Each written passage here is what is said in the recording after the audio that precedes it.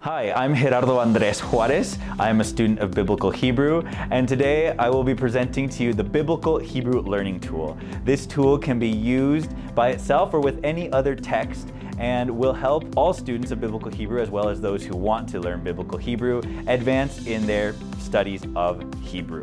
First thing we'll do is go to Components, and here we can see that this tool is made up of 5 different components: pronunciation, vocabulary, verb parsing, grammar, and translation. Each one of these components has a different function so that you guys can go learning Biblical Hebrew. The first one we'll look at is pronunciation.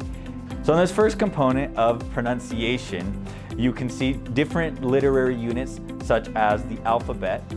Shuffle through the cards, memorize the alphabet, and also listen to the pronunciation either in a male or female voice.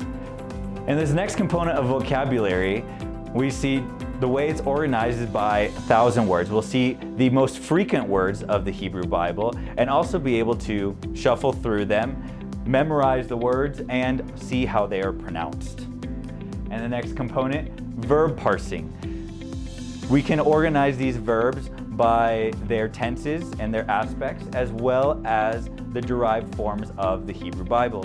And here that we can also see the maximum sample size that we can choose. And once we go into the component, we will be able to parse the verb, or in other terms, conjugate verbs, to see how they are constructed by the Hebrew Bible.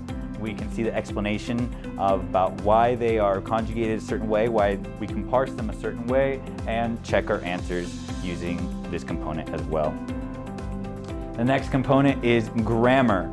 And this grammar, we have specific constructions that we can look at, such as construction with and without definite articles, constructions with attached prepositions, direct object markers, demonstrative pronouns, and adjectives. And the same way it worked with all of the other components, we can see the literary units, learn how it's done, see how it's translated, and like that we go learning bit by bit. And the next component in translation, it's divided by specific stories. So we can choose stories like the creation, Adam and Eve, Joseph in Egypt, and see the entire section. And using the things we learned from the other component, we can enter in our own translation and see if it matches up with either the King James or the NIV. We hope that students of Biblical Hebrew, as well as those that wish to learn Biblical Hebrew, will find this tool helpful.